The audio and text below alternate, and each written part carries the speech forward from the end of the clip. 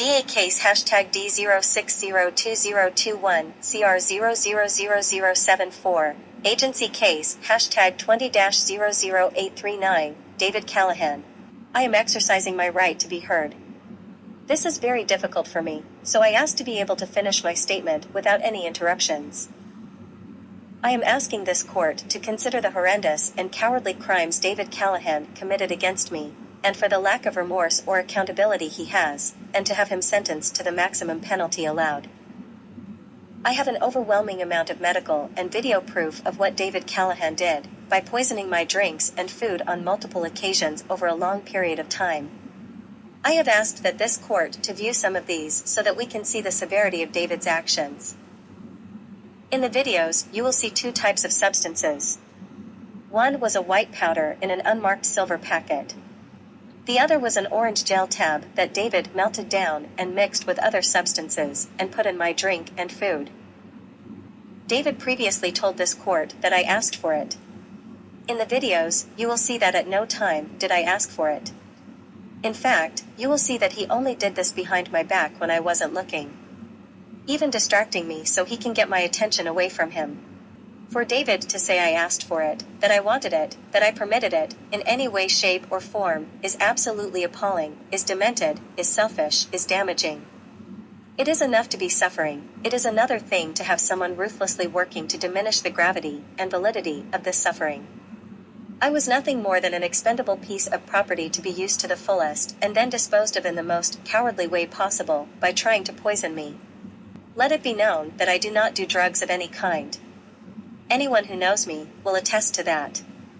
I had extensive medical tests done to find out what was making me sick and what David had tried to kill me with. At no time ever in my life have I had a test with drugs in my system. And certainly not the kind of drugs David is accusing me of.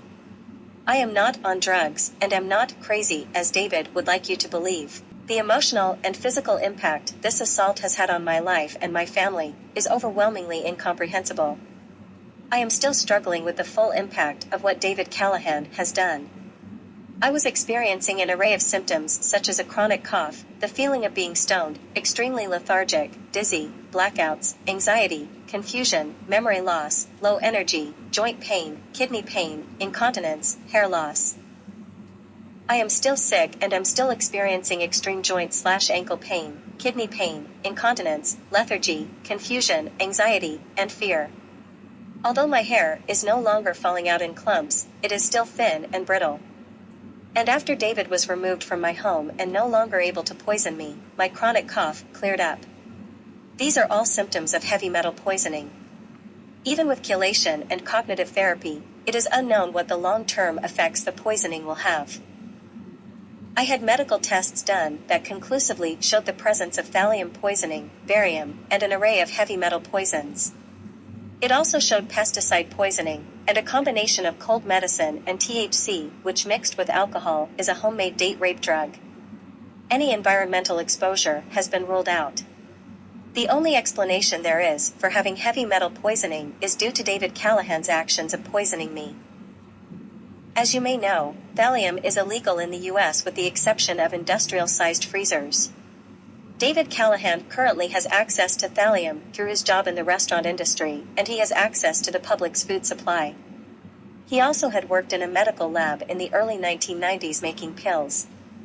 This is scary to think with what he has already done. Who else has David hurt? Who will be next?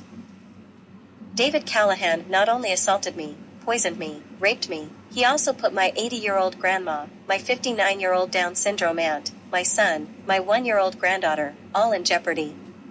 And from David's actions and what David told me, he has already hurt other people, including his own stepfather. There is an active investigation into Raymond Durham's death in Adams County. Eerily, his symptoms were the same as mine. Unfortunately, he did not survive. And David's actions, words, and motive before and after Raymond's death are concerning, to say the least. Raymond Durham's family deserved to know the truth of what happened.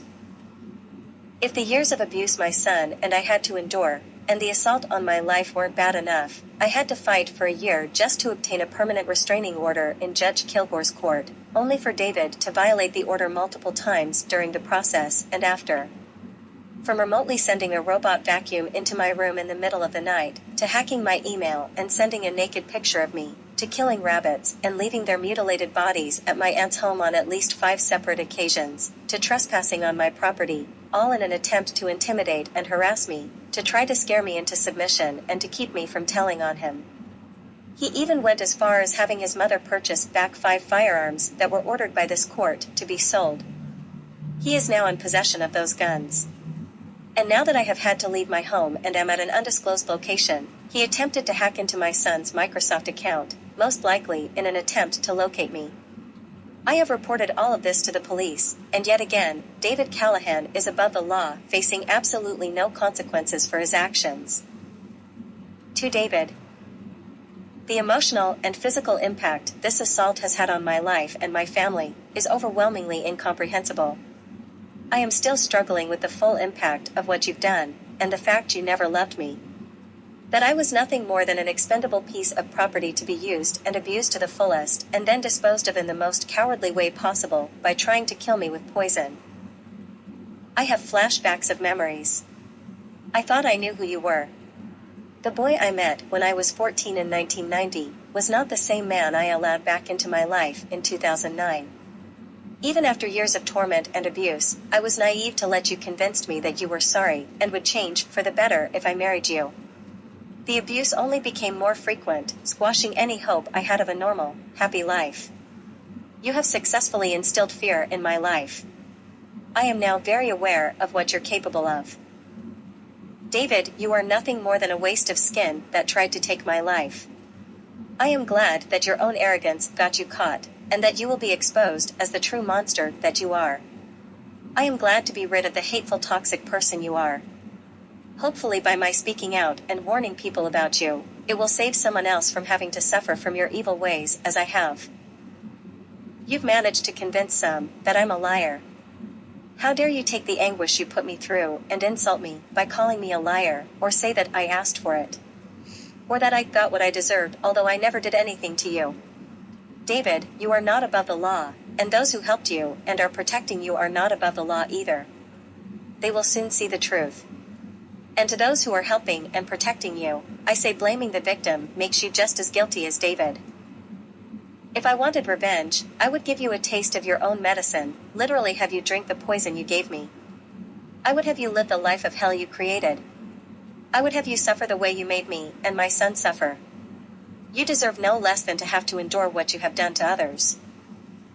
I understand that the DA gave you an extremely generous plea deal. A deal that, in my opinion, doesn't even come close to justice. By giving you a slap on the wrist for your crimes of premeditated attempted murder and assault. Your attorney was wise to advise you to take the plea deal, because if you had gone to trial, they would have strung you up. Because of this favor you were granted, you will be allowed to escape punishment, so you can continue to hurt more people as you have. I have warned this court and police about your activities. Not only what you have done, but also what you are capable of. David, you already took a year of domestic violence classes when you tried to run me over with the car, threw a wrench at me, and hurt my son. You had 7 felony charges, including child abuse. Sealing your criminal records doesn't mean it never happened, or what you did was justified in any way. The domestic violence classes only taught you how to manipulate the system and abuse in a way so you can get away with it. A more manipulating, sneaky, evil way of abuse is still abuse. You knew that if you punched me, you would to jail. So instead, you had a methodical, well-thought-out plan. You found the most sneaky, evil, cowardly way possible to try to murder me slowly with poison to avoid any penalties. My only consolation is that even if worldly justice may not be served, spiritual justice will always be served. May you rot in hell for the crimes you have committed on myself and others. So again, I am asking this court to consider the horrendous and cowardly crimes you have committed, and for the lack of remorse or accountability you have, to sentence you to the maximum penalty allowed.